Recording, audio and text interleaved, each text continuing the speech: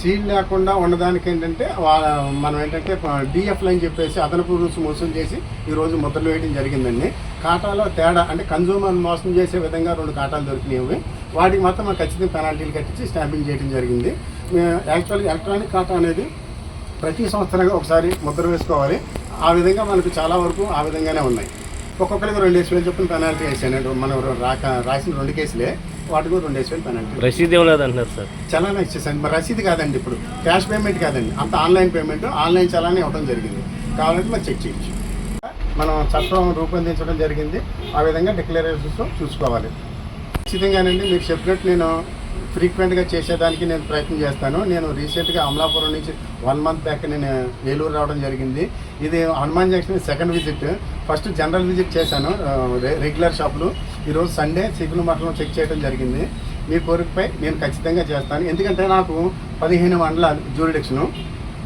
ఖచ్చితంగా 15 మండలాలు చూడాలంటే కొంచెం కష్టమైనా కూడా మీరు ఎటువంటి నష్టాలు కానీ అధిక ధరలకు అమ్మినట్టు కానీ మీరు దృష్టికి వస్తే మా దృష్టికి తీసుకొస్తే మీరు ఖచ్చితమైన చర్యలు తీసుకుంటాం. మినీ బైపాస్ రోడ్డు పోస్టల్ కాలనీలో మన ఆఫీస్ కార్యాలయం ఉంది. కార్యాలయం మీరు ఫిర్యాదు చేస్తే మేము చర్యలు అయితే తీసుకుంటాము. అదేవిధంగా ప్రతి ప్యాకేజీపై వస్తువు పేరు, అడ్రస్సు, రేటు, డేటు, వెయిట్ ఇవన్నీ కూడా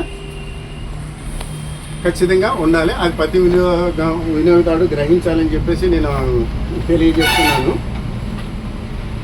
ఏ వస్తువుపైనా సరే ఖచ్చితమైనటువంటి తూకం, అలాగే ఎంఆర్పి, అలాగే యూనిట్ సేల్ ప్రైస్ అని చెప్పేసి 1/1/2024 నుంచి వచ్చిందండి. అది కూడా గమనించాలి. అది కేజీ లోపు ఉంటే కనుక గ్రామ్ రేట్ వేయాలండి. కేజీ పైన ఫర్ ఎగ్జాంపుల్ ఇది 5 కిలోలు, 5 కిలోలకి మనకి కేజీ రేట్ కూడా వేసేయడం మీరు అబ్జర్వ్ చేయొచ్చు. ఇక్కడ ఇప్పుడు 5 కిలోల రేట్ 300 అయినప్పుడు కేజీ రేట్ 60 రూపాయలు. ఇవన్నీ కూడా